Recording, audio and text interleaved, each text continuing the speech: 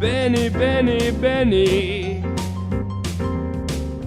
Benny, Benny, Benny, Benny. Benny. Benny. Benny, Benny, Benny, Benny, Benny, Benny, Benny. Benny, Benny, Benny, Benny, Benny. Benny, Benny, Benny, Benny, Benny, Benny, Benny, Benny, Benny, Benny, Benny, B-E-N-N-Y, B-E-N-N-Y. Doctor Who, too hot for TV. Welcome back to Doctor Who, Too Hot for TV. We are the podcast that looks at all things Doctor Who Extended Universe. And today, I'm back with Jack. Jack, you are here again. Hello, thank you for having me back Thanks. on your podcast. Thanks for coming back. Yeah. For anybody that doesn't remember, Jack is obviously the co-founder and my brother. And he buggered off to do more important things, but he likes to pop back every now and then, especially to talk about a particular subject. And what subject may that be, Jack? At the moment, it's a lot of Benny. Not Benny from Orphan 55. Benny! Bernie Summerfield. Who is quite the popular character with Doctor Who fans. Yes. In fact, as we record this, it's just been announced that she's going to meet Christopher Eccleston's ninth Doctor, which is very exciting. So maybe, who knows, in a few months we'll be covering that, if we hear it's any good. Why don't you tell everybody the two things we're covering today? We're going to be looking at the Virgin New Adventures novel Return of the Living Dad. Yes. And the Big Finish audio Death and the Daleks. Death and the Daleks. Yes, yeah. Because there's Death to the Daleks, Death and the Daleks, and then isn't there Death to the Daleks in Dalek Empire? Yes, yeah. Yeah, there's a lot of Death and Daleks. No one's done Death ampersand Daleks. No. Death No. and Daleks. No. No one's done that. Like Love and Monsters. Yes, yeah. Yeah. Or Daleks and Death. Daleks and Death. The Daleks of Death. Death of Daleks. Yeah. And Dolly Doodah. Indeed. So more titles with Death and Daleks in, please. They're running out of Doctor Who titles anyway, aren't they? Yeah, well, the Ninth Doctor audios are running out of titles. I feel like you look at the new box set and it's like, oh, what's this one called? Basket. And Yeah. that's it. Well, maybe in contemporary art, it's unfashionable to have names, so it's always untitled. So Yeah. maybe all Big Finishes could just be untitled. Yeah. Untitled, like, I. They could do that Friends thing, couldn't they? And it could just be the one with the spaceship with the long corridor and things like that. Yeah. You heard it here first, folks. Too hot for TV. Return of the Living Dad was written by Kate Orman and released on the 15th of August 1996, and it came from Virgin Publishing as part of their New Adventures range. News at the time, Rebecca Levine of Virgin Books had spoken publicly for the first time on her disappointment of the loss of her company's licence to produce original Doctor Who fiction for the BBC. She says, Doctor Who fiction has been published in the UK for over 23 years. And had been led by Virgin and its affiliated companies such as W.H. Allen or Target. Throughout that time, Virgin is particularly proud of its record since Doctor Who went off air as a regular series of 1989. Virgin, like Marvel, was one of the few companies to stick in there through the difficult years that followed. This is demonstrated by the renewal of our licence in 1992. During the period, our output has increased from one new book per month to as many as 3. Doctor Who fiction now accounts for an astonishing 5% of the science fiction book market. In the light of this, we are surprised and disappointed that BBC's choice not to renew our licence next May. We are still in negotiations and hope there is some compromise that can be struck. We hope the BBC will reconsider the sweeping nature of their decision to take over the entire Doctor Who publishing market. Nonetheless, we have contingency plans in place if we cannot proceed with Doctor Who. Which ties in quite nicely to what we're covering today, because those contingency plans, obviously they didn't get the licence, which is a crime. Yeah. But they did start a range of Bernie Summerfield books. Yeah, they did. The New Adventures. The New Adventures, not to be confused with the New Adventures. Yeah. Obviously. They were very canny, weren't they? Because they took the Doctor Who off the New Adventures books, the Doctor Who logo. I can't remember when, but maybe like the last 6 or so. Yeah. So there was like this seamless transition. Yes. And I don't know whether it was to get people used to the idea or whether they were suddenly like, maybe no one will notice the Doctor's not in this Bernie Summerfield book until 50 pages in. Well, looking at the cover of Return of the Living Dad, it's odd how the Doctor Who logo looks so out of place. Yeah. Obviously, this is a logo that's, when was it, like 1987? 1987, yeah. Yeah. So it's 10 years old by this point, nearly, and it looks out of place because I think they're quite good cover designs. They are. They look like science fiction books. Yeah. They don't look like tie-ins. As a kid, sort of going into Andromeda Bookshop in Birmingham, the New Adventures looked like all the other big sci-fi novels at the time, rather than, as you say, the tie-in book. So it's a canny move by Rebecca Levine and co. They were big boy books. They were like, wow, this is for like big boys. Yeah, I'm not reading Doctor Who and the Robots of Death. I'm reading Return of the Living Dad. Can't you smell those bookshops now? Yes. Just that kind of dusty paper smell. Yeah. With a tiny bit of damp and BO. Exactly. Glorious. Glorious. Get like a perfume smell. Or a candle. They could call it Andromeda. Andromeda Bookshop, it was split in two, and one side was VHSs and one side was books, and then they had all the models of Discworld. And even though I wasn't particularly big on Discworld, I wanted all the Discworld models. And I've got all I ever managed was a little one of the Death Rat because it was cheap. Yeah. And I'd go in there and look at the Doctor Who books, and then go over the other side and pilfer through the latest Mythmakers videos. Yeah. And occasionally you come across like a kind of Xena Warrior Princess like magazine or something. Occasionally it will be just a little bit racy, and it'd be like, how did that get in there? There's tits. There's actual tits in a nerd shop. Anyway, we digress. So that was the main bit of news, and obviously it led to the launch of the 8th Doctor range and past Doctor books, which were in no way stealing the format from Virgin Publishing. What else was going on at the time? Well, we had the comic strip Ground Zero featuring the 7th Doctor and Ace. Also the Radio Times comic Dreadnought with the 8th Doctor. The missing adventure was The Shadow of Weng Chiang featuring the 4th Doctor and Romana. Great days. Yeah. Have you... You know the 8th Doctor comic strips? Yeah. I remember when they first came out, you were like, there's going to be a Doctor Who comic strip in the Radio Times. And I was like, oh, I might cut that out. And you see a magazine, you cut that out, I'll fucking kill you. What a prick. Yes, I don't think I ever read it. I was like, okay, that's Dylan's thing, I'm not even going to read it. Due to the death threats you received from me. Wow. Because it wouldn't have been beyond us to buy 2 copies of the Radio Times, which was about 75p at the time. But did we get the Radio Times regularly in our house? No, until Doctor Who, the TV movie, happened. And in the Radio Times, they thought, Doctor Who's back. Yeah. So they started a regular weekly Doctor Who page. Yeah. Now, obviously, when they realised there was only 90 minutes of new Doctor Who, and that wouldn't change for another decade, it suddenly became a sci-fi page with a Doctor Who comic. Yeah. And then it just fizzled out. So for basically, I think about 25 weeks, we got it regularly because I needed that half a page of Doctor Who comic strip that you weren't allowed to look at. Yeah. Well, I can read it now. You can. I'm not going to. But... I'm so sorry. This is now a family therapy session. This is totally not relevant, but I've been taking this stuff that helps me sleep, but it gives me really odd dreams. And I had a dream the other day that I'd got a DVD copy of the TV movie that had loads of behind the scenes footage, but the menu wasn't working, so my entire dream was me trying to get through the DVD menu of the TV movie. Do you think you had that dream because I put in our little thread with the police box and on the Time Lash and Richie and co, I've just uploaded an early edit of the TV movie. Yes. So yeah, that's must have been that.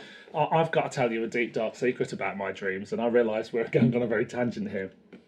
Over the last year, I've had loads of dreams about the Leofric Hotel and Panopticon conventions.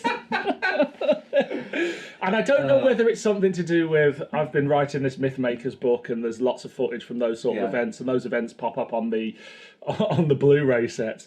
But I will literally be like, oh, great, I'm at a new Panopticon event at the Leofric Hotel. The Leofric Hotel is a Primark now. It's not even a hotel. Yeah. But in my mind, and it's the same. I can describe to you the layout of that hotel in a way that is unhealthy for someone who hasn't been there in 20 years to be able to. I could recount it. I've got strong memories of it. I mean, It's a Primark now, but maybe the cleaners still see ghosts of men with carrier bags just queuing in the corner of the room. It's said that Michael Sheard haunts the basement, where the bar used to be. Yeah. It's a fact. Well, it's a bit like, the knowledge that taxi drivers have. Doctor Who fans is probably the same thing. They should really study, like neuroscientists should study Doctor Who fans' brains to see how we retain this shit.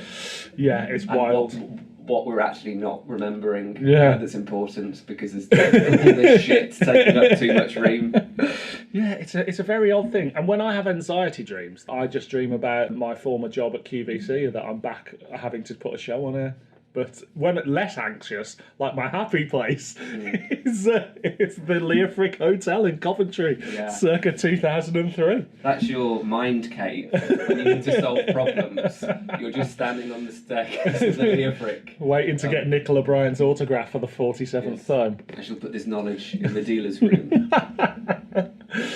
Should we talk about Return of the Living Dad, just in case anybody's turned off? Yeah. Too hot for TV.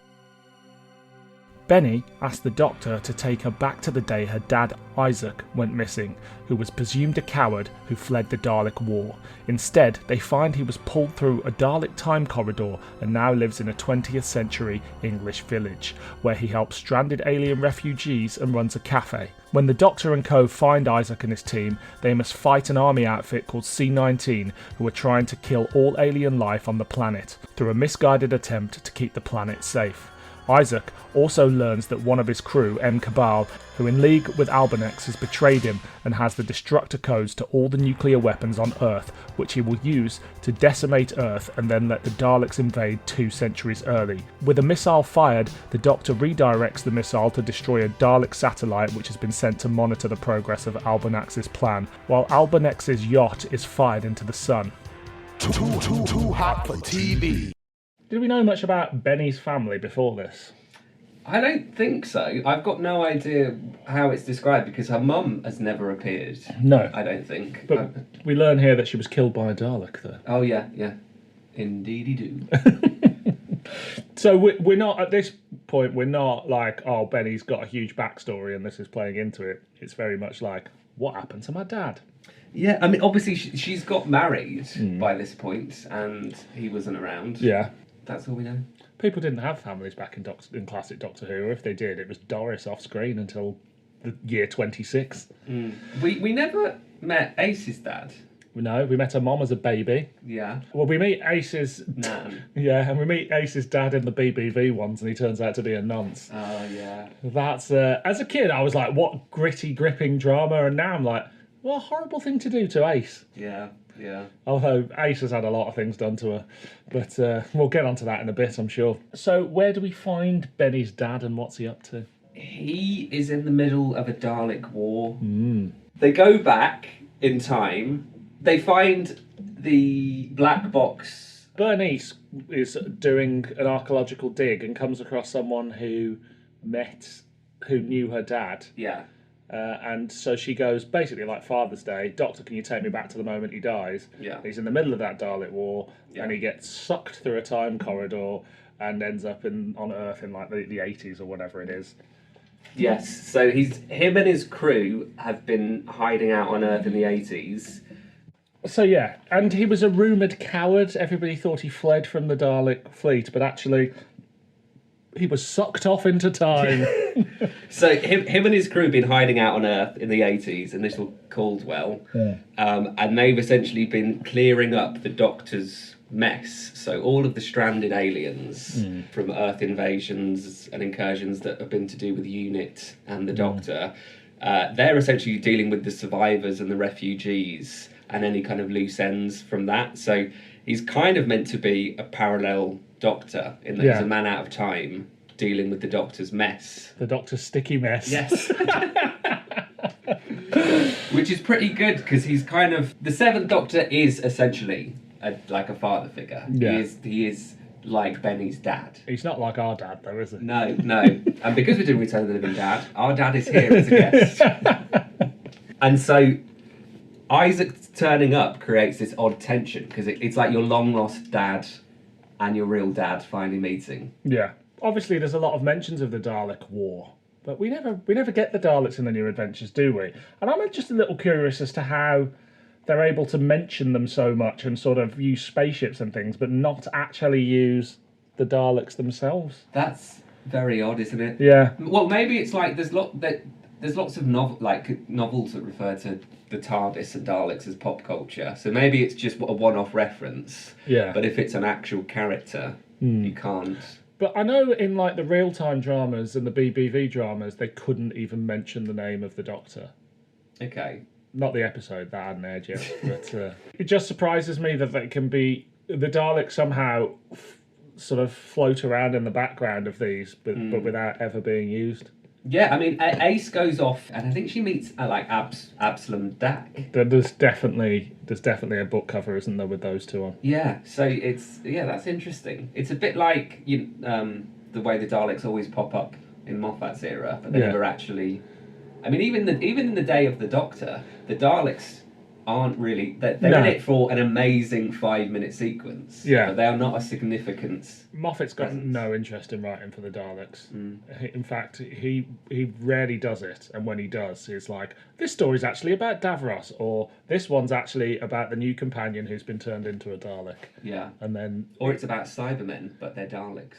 Cyber Daleks. In Asylum of the Daleks, it's about humans getting turned into Daleks. Oh yeah, of course. That's weirdly, I was just listening to Luke Malloy and Joe Ford talk about Asylum of the Daleks, and they said just that. There we go. It's set against this backdrop of a Dalek war, which is one of those things that we've just never seen on screen, apart from in that 5 minutes of Day of the Doctor, because Doctor Who doesn't do battles. Yeah, I guess it's. Do you think there was implied Dalek wars way back in like the Dalek annuals and the Dalek omnibus and things like that? Is it? There's all like as long as Doctor Who's been around, has there always been kind of an implied big, distant Dalek war happening? I think so. So the Dalek comic strips of the 60s, they end with the Daleks basically ready to invade the solar system. Okay. And it's quite a cliffhanger. Okay. I don't know about the annuals. I would love to dip into those Dalek books and see if there is more talk of Dalek wars. But even in Genesis, we don't really see the war, do we? But, no. I mean, and largely it's budgetary. The only time we ever get a proper Dalek war is in Dalek Empire. Yes. Yeah. The rest of the time, I mean, it's all budgetary, I think, a lot of the time. But you take, like, the Timeless Child, and the Cyber War happens just before it. You take the Battle of Ranskor-Avkolos, the battle happens just before. Yeah. So, Doctor Who can't do big battles. The nearest you get is the Soldiers and the Sontarans. Yes, I was just going to say that. Because Chris Chibnall knows how to make Doctor Who. Yeah. Written by Kate Orman, who's a very well-known name in this range and beyond. At this point, she had written The Left-Handed Hummingbird, Set Piece, and Sleepy. Are you familiar with her other works? I've only read her 8th Doctor books with Jonathan Blum. Yes. Yeah. It's mainly Seeing Eye. I remember reading Seeing Eye and thinking it was amazing as a 12-year-old. Yeah. And I'd love to reread it again. Do you remember it? I don't think I ever read it. And it was interesting. I heard a recent podcast interview with Kate Orman. I think it was The Sirens of Audio. Right. She was talking about this trope in fan fiction / tie-in fiction, which is a very romantic trope. It might be more used by female writers, I don't know. But it's the idea that the main character or hero undergoes a horrible, horrible, torturous experience and then has to be nursed back to health, normally by a woman. Right. And it's interesting because I'm pretty sure that Paul McGann gets pretty horribly tortured and then rescued and looked after by Sam Jones. Yeah. And I'd read this book previously, and I remember the main thing I remember from it was that the same thing happens with the 7th Doctor, and I think that happens a lot in Kate Orman's books, where they basically torture Sylvester McCoy, and then he has this long recovery period. Yeah. So in this, it's the Doctor is he pushed out of a spaceship or shot out of a spaceship into the lake, and he has hypothermia. Yeah. And it's an amazing scene. Does he get shot as well? I'm pretty sure he gets... Oh, yes, early in the book he gets shot by a character who is from The Left-Handed Hummingbird. Right. So I've never read that, and I think it made quite an impact when it came out. So because again, this is going to be another digression, but the book itself is essentially dealing with all of these loose threads of things from the range. Yeah. So it's a bit, imagine Boomtown and how it deals with the Slitheen in Series 1, and it deals with Rose and Mickey's relationship. Yeah. This is kind of doing the same thing for lots, it's towards the end of the range, they know they're coming to an end, and this is kind of going back and picking up lots of loose threads in quite a casual way that have been left by other books. And so one of these remaining characters shoots the Seventh Doctor, and then I think at some point he's pushed out of a spaceship, lands in like a freezing cold lake, and Bernie Summerfield has to revive him by essentially getting naked and getting into a sleeping bag or under some like thermal blankets with him to share her body heat.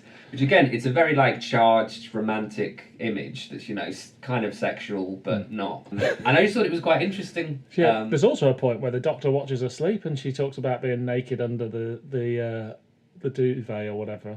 Yeah, Kate knows what she's doing. But the thing is, I remember this stuff, reading this, and I kind of liked it. This is what made it different. So this is the stuff that they can't do on TV. But I think it makes it different and interesting. Yeah. Yeah, I don't... Yeah, you couldn't imagine Jenna Coleman rubbing up naked against Peter Capaldi, could you? No, but I think... You're imagining it now, though, aren't you?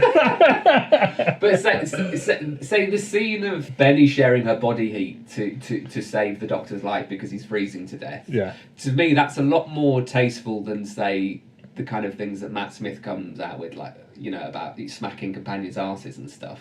Like, it feels a bit more mature than... Like that, was it a Children in Need minisode where they're looking up her skirt? Yeah. Like, I think it's...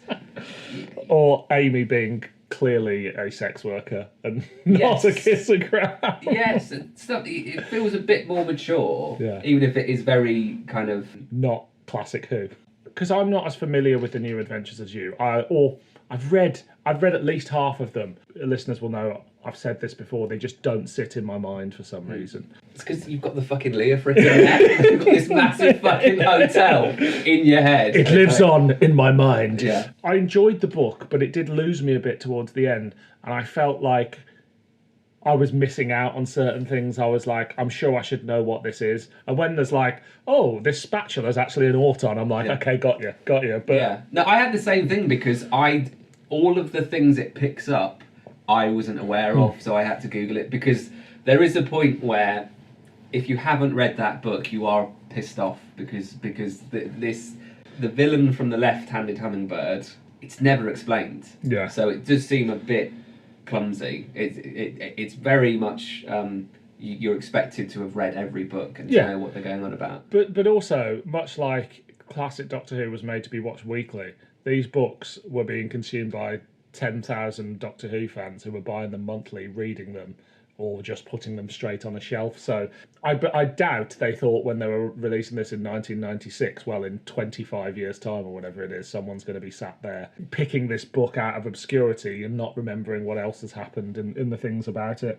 So I can forgive it for those things. And as part of this podcast, it's knowing what is accessible and what isn't accessible. And it's quite interesting that it wasn't unpenetrable, but you have to have a foreknowledge to know at least some of the things you don't understand are to do with other books you haven't read, which is, you're suddenly going, is this a bad book and they're not explaining things, or is this stuff from another book that I just don't know? And you sort of, there's certainly no, like in the Target books, it would be like back on Spiridon, and then there'd be a little asterisk, and at the bottom of the page it'd say, read Doctor Who and the Planet of the Daleks. But that's because I guess this is for an older audience who don't need that shit. It's quite an emotionally charged book. I feel like it's dealing with the psychological damage of travelling with the Doctor. Benny cries, Chris cries, the Doctor gets super angry about things that you wouldn't imagine him to get angry about. Do you think it explores those things successfully? Yeah. What I took away from it is the plot itself is not that substantial. It's just a bunch of stuff kind of happens. But all the characters are coming from a very dramatically interesting place. Yeah. So Benny's looking for a long lost, dad, and there's all this kind of tension of, is he going to weigh up to the idea that she's had of him in her mind? what is he actually like. There's the mystery of her dad is quite interesting because you're constantly thinking, is he a villain? Is he good? Do they have anything in common?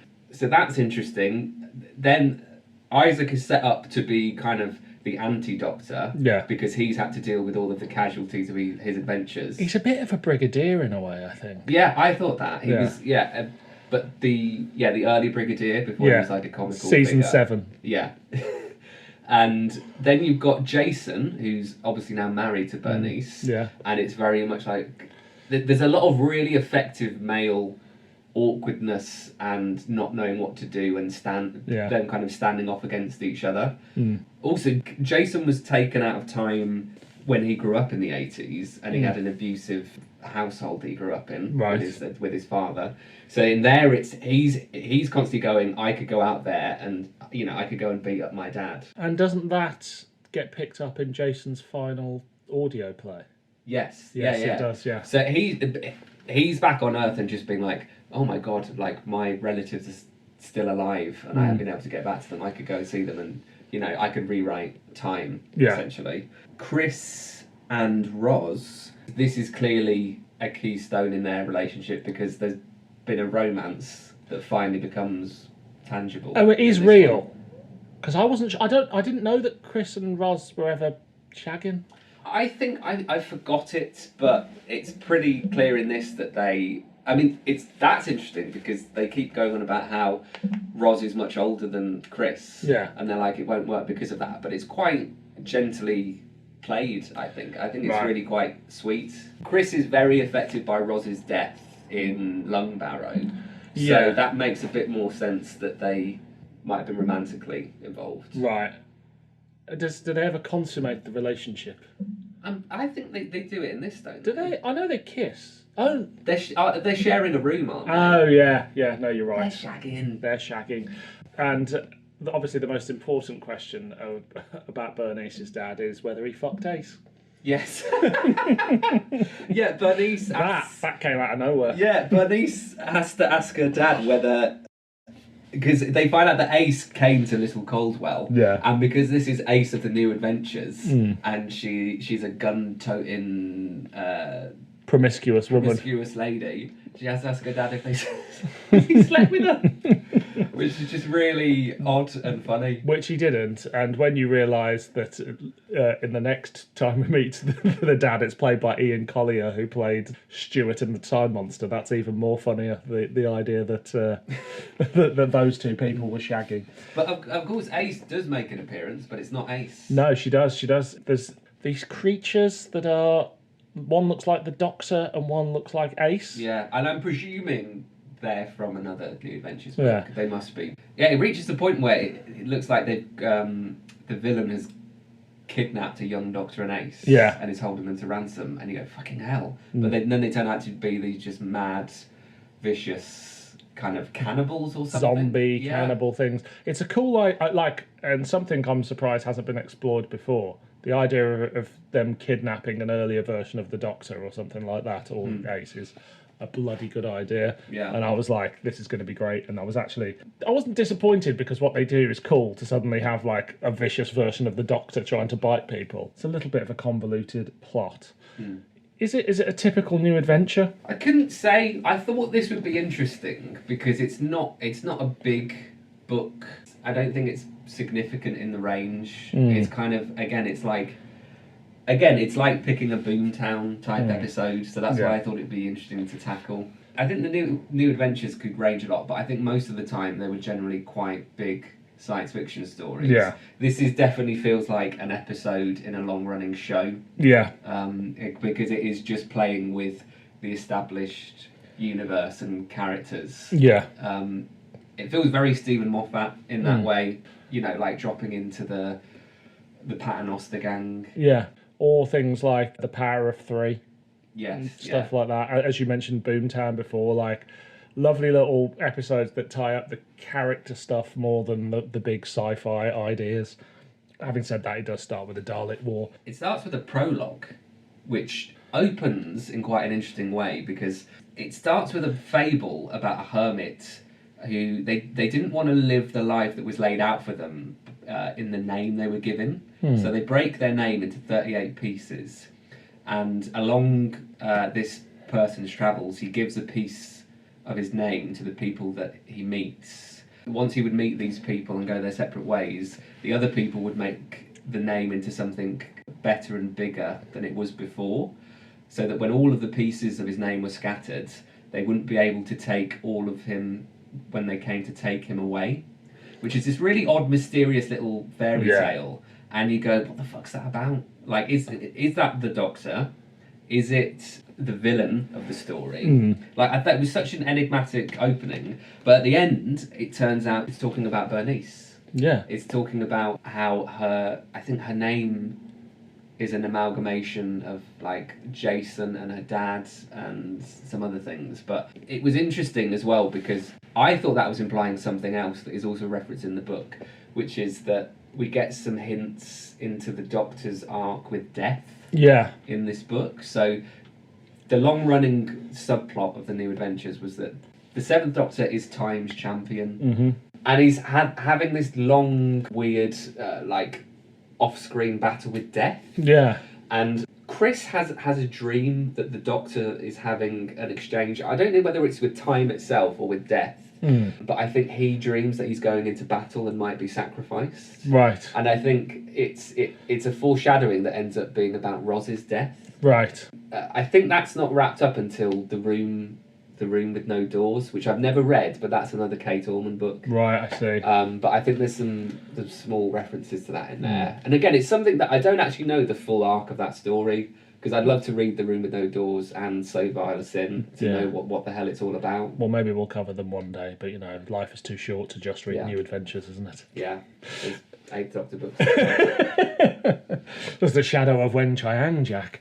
It feels to me, like you say, like not quite a typical New Adventure, but at the same time, it can't resist those tropes of like discussing unit dating and having a spatula that's an auton, and the alien race is the ones from Delta and the Bannermen. They're Navarone? Navarone. Yeah.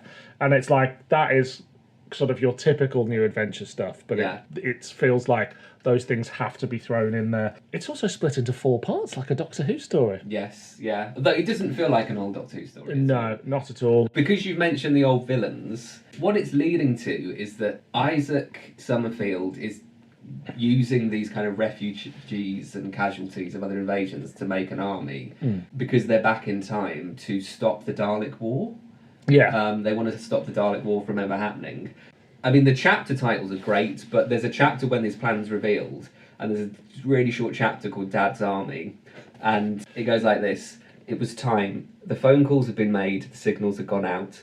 In Port Maddock, 2 stranded chameleon scouts took the car and the likenesses of a young married couple moving eastwards. In Le Beau, a sea devil pod waded ashore following a flashing light held by a shaking human. A group of former soldiers rendezvoused at a flat in Rickmansworth. All of them had been discharged from unit on psychiatric grounds. They left their guns behind and climbed into a car. In Liverpool, a Varden downloaded himself from the phone system and walked through the darkening streets looking for a taxi. There were specks on a map wheeling inwards from the safe houses in Berkshire and Wiltshire and Hampshire, from a motel in Maryland and a hotel in Holland Park. They came, an army of the aliens and the alienated, heading for Little Caldwell.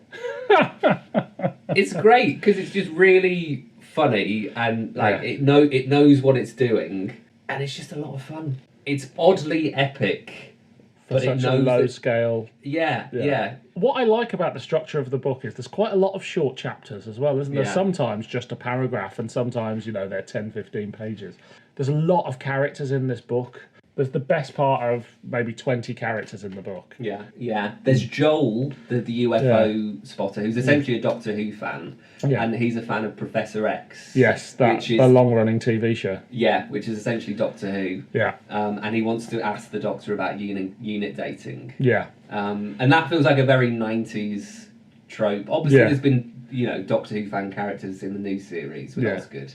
But that UFO spotters is definitely like a 90s thing post X-Files. They all get enough time, like within the book. They all get their own little chapter where it looks at their little subplot and how everything ties together, and they all get a sort of beginning, a middle and end to their story. it does do one thing which I hate Doctor Who books doing. What's that? And that's referring to the Doctor as the Time Lord. Really? I don't know why, it just grinds my gears. Oh, wow. Of just like, and the Time Lord said wistfully or something like that. It just doesn't do it for me. There's some very funny lines in it as well. I mean, first of all, the Doctor takes Benny back in time to observe her dad in the last moments before his ship was destroyed, but to not interfere.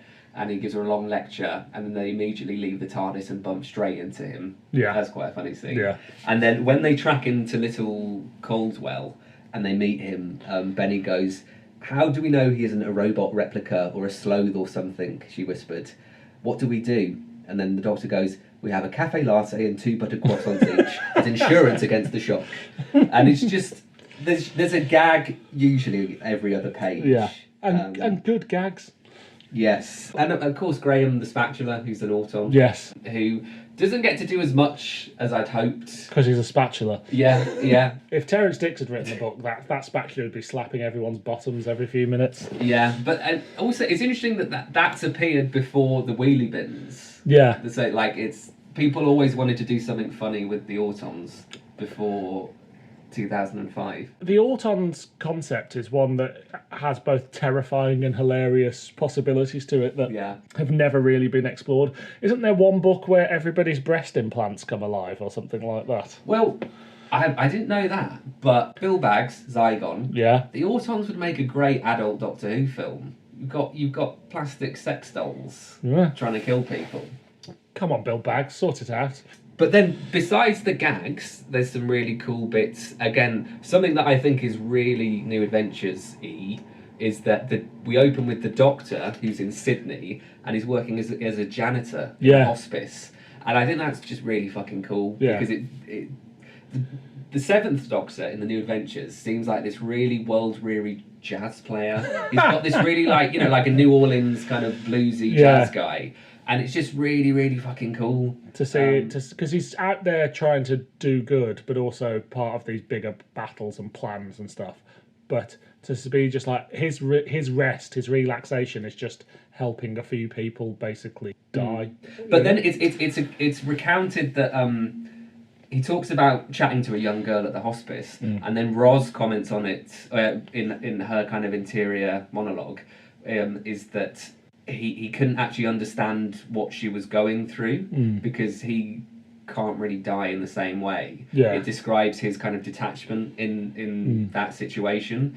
Say along the same lines that it says that the Doctor's intrigued by Benny's wish to find her father because he never had a father, so he actually doesn't quite understand it. Absolutely. But of course, if this was a Chibnall episode, the Doctor would be in the hospice going, "Cancer." Awkward. I think this is some of the best handled Seventh Doctor that I have encountered over the course of doing this podcast. Because it does the sort of manipulatory stuff, but not to the nth degree. But there's a lot of compassion there and there's a lot of emotion. And I think sometimes extended media plays too much into him being this dark and mysterious figure and actually forgetting what a warm character the Seventh Doctor could be on television, as well as being the guy who makes Ace face her fears. Yeah. If anything, Isaac's view of the Doctor is what is of this big manipulator and this kind of dark force, when it's in the tension is in the fact that Benny knows the Doctor is actually a fairly warm, funny father figure. Yeah. And that's just that runs through it as just quite an effective. That's what the story is, essentially. It's not really about the Navaronis trying to ransom the Earth or something. I don't know what they're doing. Absolutely. So there's quite a few different threats in this. So, as you say, the enemies are sort of the least thing about it. There's that ghostly figure, there's Albinex, is it? There's M. Cabal. Like, how do we feel that the sort of threats are handled? Considering it's meant to be an amalgam of lots of different villains and threats, they could have been a bit more different in a way. Maybe it's because we don't get the visuals of them in the same way. It still feels like quite a low budget Yeah. story, considering that there's no limit to the imagination in it. Yeah. It definitely that's the thing, is that like Boomtown, it feels like a money saving book. Yeah. Even though that doesn't exist. It doesn't need to. But also, perhaps Kate Orman's just read the New Adventures and gone, do you know what? Somebody needs to scale these back. They can't all be big stories. Yeah. But one of my favourite threat in it is C19. Yes. Now, yeah. who was C19? So are they a paranormal division of units? They're a paranormal division of the army. I can't remember whether it was unit or not. But they basically went rogue. Yes, they're from the left-handed hummingbird. Right, okay. And so they tortured the Doctor previously, and in this they torture Chris. Yeah. I really liked that idea of these people, because it's so believable, of just trying to keep Britain safe, that they basically, much like Isaac's building an army and keeping people safe, picking up sort of stragglers on Earth, they're picking up stragglers, interrogating them, learning what they can, and then killing them. Yeah, that was the most effective threat. I mean, it's terrifying because they're implied by one point that they're saying they're going to like take all of Chris's teeth out. Yeah. And you really believe it. But it does tie into this. It's set in the English countryside, so there is this kind of tension between local residents and then you've got this kind of community of like alien refugees. Yeah. A bit like Face the Raven. Yes, It's quite similar to that.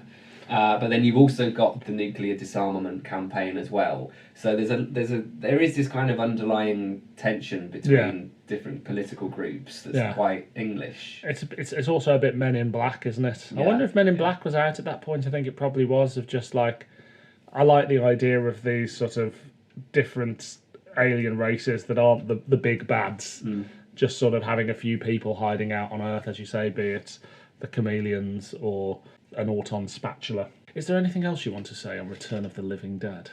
Just that it really captured. It was really nice to drop into what was clearly an established family of characters, in that it made me miss this set of characters, because when they're done right, there's more of a sense of a family, I think, than even in, say, like the Unit Time with John Pertwee, and it was a good trip down memory lane. I do think it's one of these things of Doctor Who on television, apart from in the 70s, has really sort of not quite been able to handle the ensemble cast in a way that you would think it's an obvious way to go from not just storytelling but production point of views. And I thought they'd go a little bit more of that with the fam in the Chris Chibnall era, but it was very much business as usual, just with 3 companions rather than 1 or 2. Yeah. And I wonder whether perhaps they're trying to do something like that in the next era with the other branch of Unit, the new Unit with Melanie Bush and Kate Stewart. That would be nice. But who knows? So, Jack, is it a clanger, a banger, or an average meander? It's a banger. It is a banger from both of us. Too hot for TV. Death and the Daleks was written by Paul Cornell and was recorded on the 14th of December 2003 and released in February 2004. News at the time, the 7th Doctor was to get a new companion in the form of Hex. Bill Strutton, writer of The Web Planet, had just died. Bill Baggs was trying to produce a 20-minute Doctor Who drama for BBC South to celebrate the 40th anniversary. Bearing in mind that the 40th anniversary had finished by that point, so always on point there, Bill. The comic strip was Bad Blood, featuring the 8th Doctor. The Visitation was the DVD. Doctor Who The Legend, the big 40th anniversary book, had just come out. And from Big Finish, we had Master, we had the Unbound story Deadline, and the book was Emotional Chemistry, featuring the 8th Doctor, Fits and Tricks.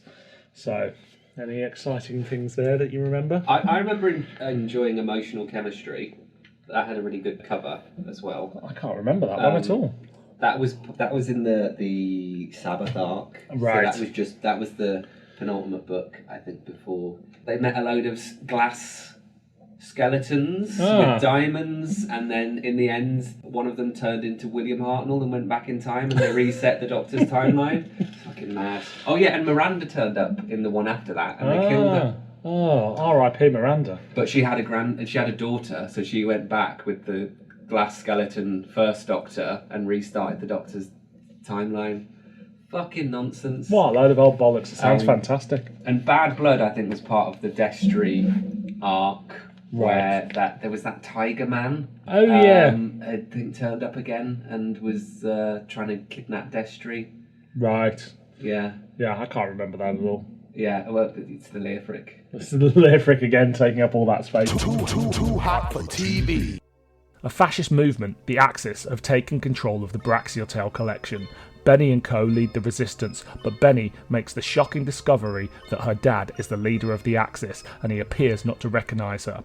When the Daleks show up, that they are not only behind the Axis, but have Isaac in a battle computer. When an all-out war starts, Benny and co rescue her dad in Braxiatel's TARDIS. They realise Isaac is still under Dalek control, and the entire thing was orchestrated by the Daleks in order for them to get hold of Braxiatel's TARDIS. Isaac regains control and turns the remnants of the defeated Axis on the Daleks, destroying the Daleks and leaving the Axis completely defeated. Too hot for TV. So this is the Series 4 finale of the Benny audios. You've listened to the other stories. Is what happens in them? We were going to cover this, but I listened to it and I don't think it was a good representation of the series. Okay. It was a series where each release had, I think, a Doctor Who villain in it. Yeah. Either they just weren't interesting enough, or it just wasn't. They just weren't very good. There was one with the Sea Devils in, which is genuinely unlistenable. It was honestly. I can't comment on the writing or the performances. All I can say is the sound of Sea Devils talking on audio is unbearable. I get that a bit with Ice Warriors, you know. Yeah. Like, I like that they changed their voices for the new series, and this is not to say all the Ice Warrior or all the Sea Devil releases are bad. There's a certain point where I've got Nick Briggs whispering in my ear a bit too much, and well, quite frankly, I'm aroused. Yes, but I think that they'd obviously done that as a marketing point to get more Doctor Who fans listen to Bernie Summerfield. So Absolutely, you can't blame them for doing that. I mean, I recently heard on Joe Ford's podcast, I think it's part of the Hamster Book Club. Yeah. He talked to Simon Guerrier, and he talks about how he came to the Benny range and how they had issues essentially. Right. And I think he was briefed by Gary Russell. He was saying, look, there's been lots of things that haven't worked, and I think the ploy to get lots of Doctor Who villains in the series to draw in buyers just hadn't worked. So Right. they abandoned that as a central theme to the show. Yeah. And they'd also just had lots of plot points that hadn't been built on and hadn't been developed. Eventually, I think they, without him realising it, they turned Simon Guerrier into a kind of producer of the range. I Right. think also because Gary Russell couldn't commit to it. Again, if I'm misremembering or misquoting, people should check out the interview with Simon Guerrier on the Hamster podcast, because it's really good. We still aren't at the point, or at least in series 4, where they kind of got it together to work as a series. Right. To the point where I think the guy who played Jason Kane was just wanted to kind of leave because he just said it just wasn't doing enough for him. Right. And so I think they had an agreement where they said, look, if we give you a really good way to go out, will you stay for like another couple of series? And I think that's what happened. And I think generally it's agreed that as soon as from the next series onwards, they kind of kick things into gear a bit more, and I think they do more releases per series, because the four story series I think doesn't quite work for what they've got, because they've got a big cast of characters, and it ties into this in that as someone who listens to the other releases, Death and the Daleks is very odd, because it's this, what I would say, a very effective season finale. Yeah. The only problem is there's been no season with any of these characters before it. Right. So that's what's quite odd about it, is that prior to this, it's just Benny going off on adventures, and then you get this release which sounds like this epic tying up of loads of like character arcs of people in the Braxiatel collection, things to do with Jason, Benny, Braxiatel, Adrian, and it's not, if anything, half of this story that it opens with a previously on Bernie Summerfield. Yeah. The clips it's playing are adaptations of a short story collection. Oh, wow. So it's it's a significant release, but we're doing it in the context that Bernie Summerfield does not work as a series at the moment. It's a real hodgepodge of stuff that's either just the juicy stuff's being shoved into the books, and the main range is doing all these odd things to try and get more listeners that isn't working. So it's really. I think this is a good story, but it's really odd in that it opens with a recap of a short story collection because it hasn't had the time or the money or the forethought to do it in the range. Right. Okay. This is very odd. Yeah. Very, very odd. Is it anything to do with Dalek Empire or not? I don't think it is. Because Dalek Empire's around the same sort of time. So the short story collection, which is Life During Wartime, describes an occupation of the Braxiatel collection by the Fifth Axis, which is essentially a new fascist army. They want to promote white supremacy in archaeology and history and get rid of aliens, essentially. Yeah, they're basically like, is it white supremacy or is it human supremacy? Yeah. Humanoid supremacy. It's quite interesting that they're played like that, like a fascist sort of dictatorship, but also quite sympathetically as well. I feel like there's some good moments of like, we hear about the leader seeing his friends die at the hand of terrorists, the terrorist obviously being Bev Tarrant.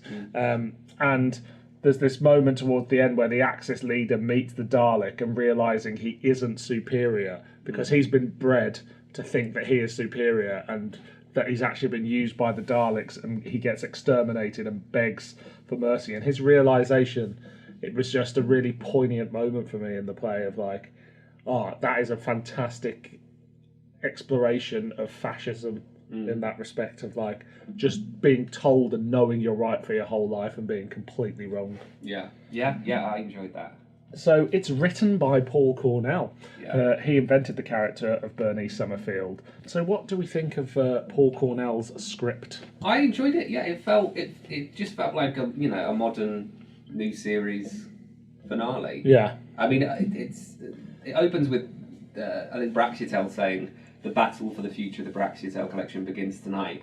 Again, I think it's only underserved by the fact that it's not been set up by a series prior to it. Yeah. In that, I think it's ticking all the right boxes, and it has, I think, all the right emotional points. The main one being, of course, that Jason and Bernice decide to get back together again. Yeah. Which I think is the real kind of high point of it. Yeah. And again, it's something that's served by a history of books and audios. Yeah. Prior, and there's nice character bits where it deals with the aftermath of the occupation. Yeah. So there's a character called Miss Jones, who I think her husband was a part of the Fifth Axis or some kind of a collaborator, and it talks about how she's kind of outcast but still living on the Braxiatel collection. Yeah. It's just played with a lot of humanity. Yeah. Even if she sounds quite similar to Bev Tarrant, the actor. Yeah, no, I do get that. But that's always the danger with audio, isn't there? Sometimes there'll be a bunch of actors that sound a bit too similar. Weirdly for me, it felt quite Battlestar Galactica, like the reboot. Okay. But I've just had a quick look, and Battlestar Galactica, the reboot, started in 2004, so there's no way that Paul Cornell would have known anything about that at that time. Even down to the fact they have like their own swear word, which is cruck. Yeah. It felt a little bit Battlestar, and particularly those later things where there's the occupation with the Cylons and the humans and stuff like that. But I think Cruck was a New Adventures. Oh, was it? Invention. Yeah. Oh, I've got a lot to answer for those New Adventures. It feels like an anniversary story, even though it isn't. It does, and I guess that's because you've got Paul Cornell back, the original creator of it. You've got all the characters. It feels, as you say, it is a big season finale, even if it's for a season that doesn't exist. And also, this was the point where I was buying Big Finish Monthly, and I really took notice of Death and the Daleks, and this was probably the first Benny audio I bought. Really? Because it was like, oh, the Daleks have turned up in Benny. Yeah. That seems like a big deal. Let's talk about the Daleks' use here a little bit. They're not in it a huge amount, are they?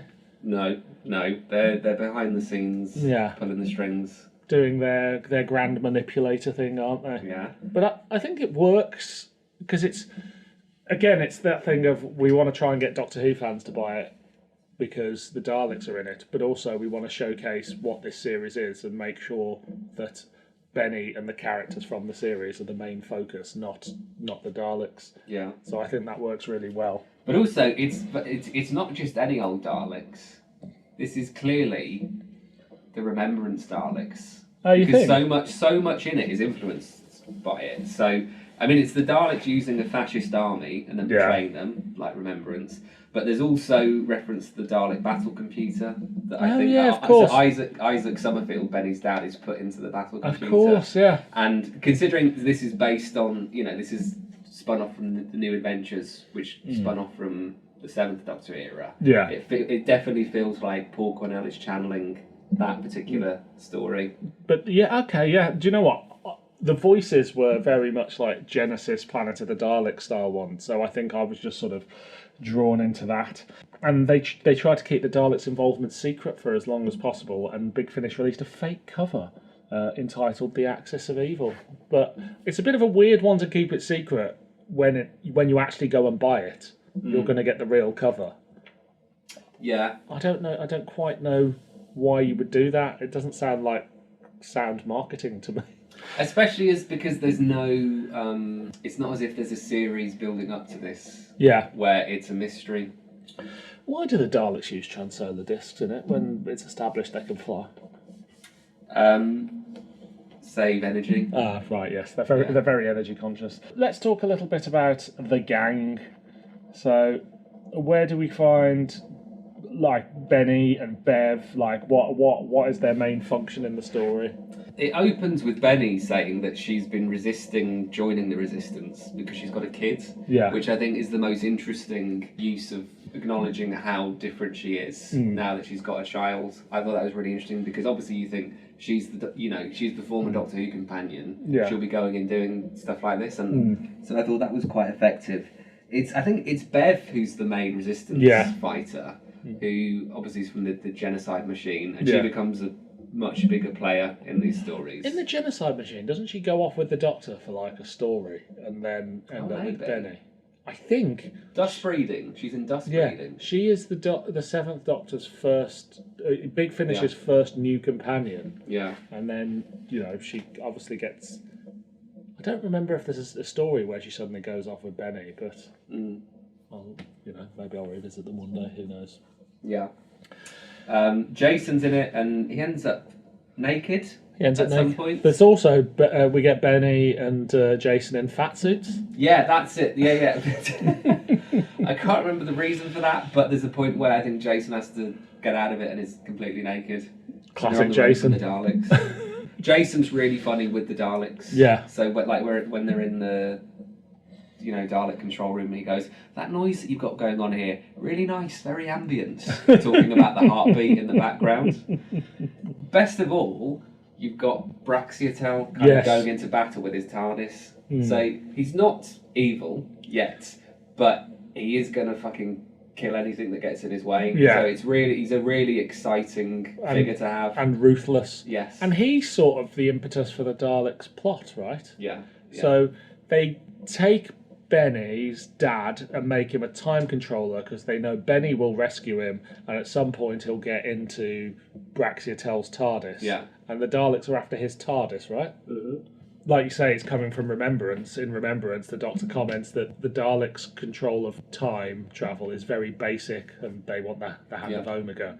So I guess this is the next best thing. If you can't get the Hand of Omega, get a TARDIS, and you're not getting the Doctor's one, so go after Braxiatel. Yeah. And it's quite a neat twist when you get there, because you're kind of like, where is this all going? Yeah. And then he's still under Dalek control. That's quite a fun thing. I really enjoyed that. Yeah. And Benny's dad goes back to Little Caldwell at the end. Yeah. Which we covered in Return of the Living Dad.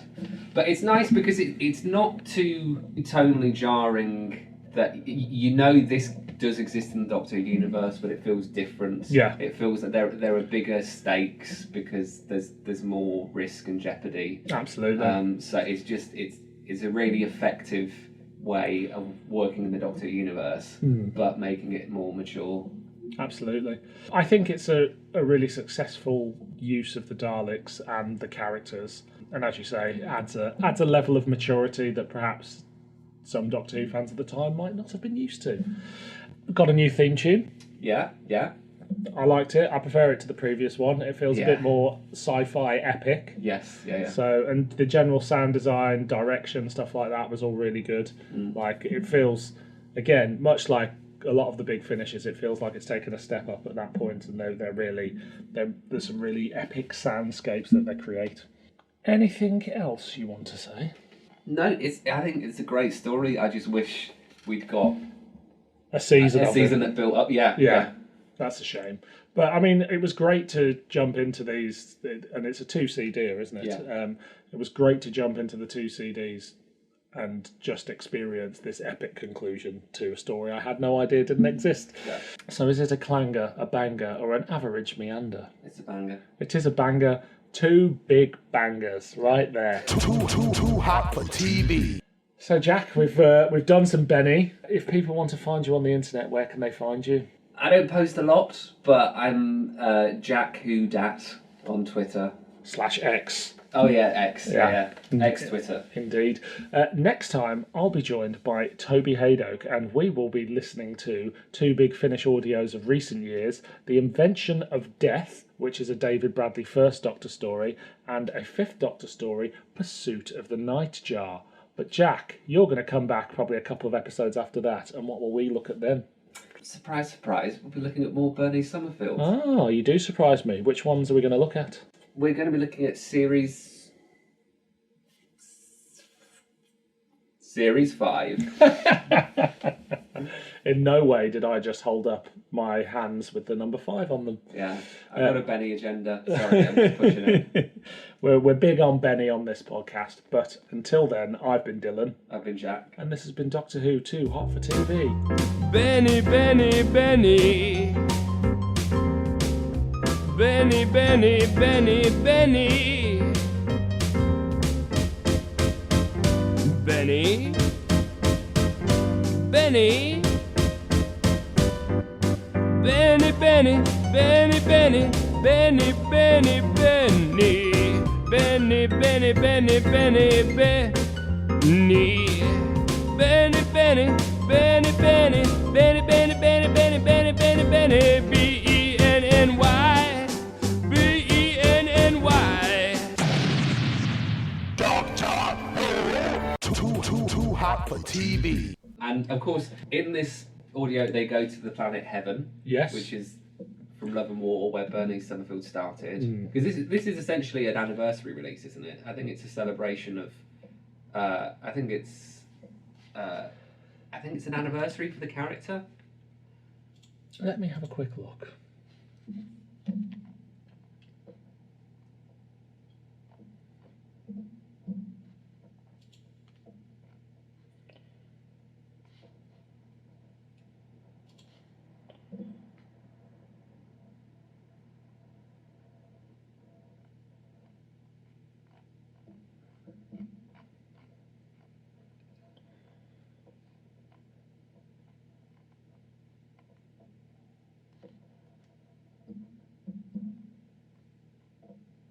Or maybe it wasn't.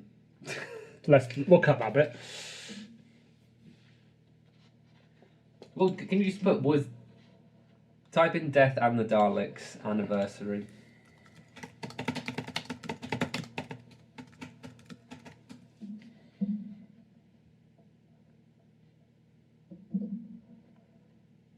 For the 60th anniversary of Doctor Who. No.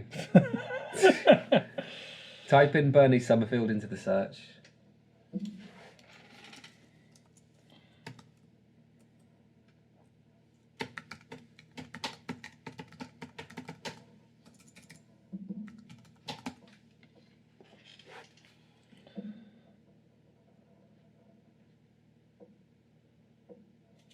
That's just saying it feels like an anniversary. Maybe it wasn't, but I just feel like they got Paul Cornell to do it. But say when did this come out? It was 2004. 2004. When was Love and War out?